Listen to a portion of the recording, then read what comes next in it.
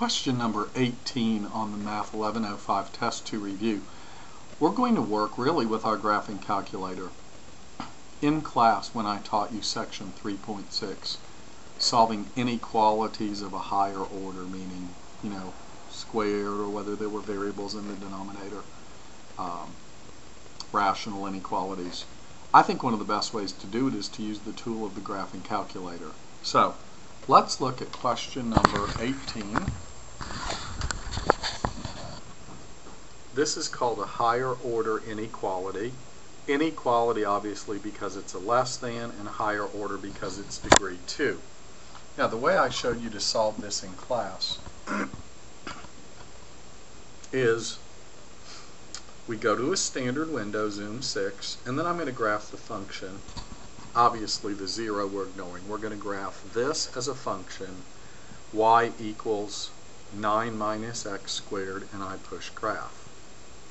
When I graph that function, of course I have a parabola opening down. It crosses the y-axis up here at 9. 1, 2, 3, 4, 5, 6, 7, 8, 9. And if you'll notice, it crosses the x-axis at -3 and +3. Here's +3 and here's -3. Those are the zeros. So this is what my graph looks like. Now what we want to find out is when the y value of this graph is less than 0. Well, what that's really asking me, if you look in quadrant 1, the y value is positive. If you look in quadrant 2, the y value is positive. But if you look in quadrants 3 and 4, the y value is negative. And that's what we want to know from this problem. We want to know where the y value is negative. That's what y less than 0 means. Well, it's going to happen here.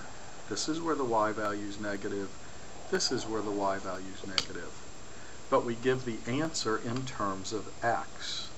So if I look at this portion of the graph, the x values that make up this portion of the graph are the numbers from -infinity up to -3.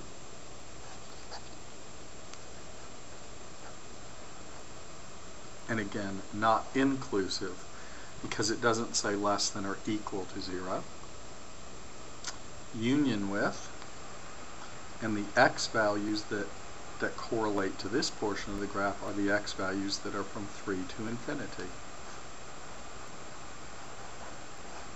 And that is my solution to this inequality.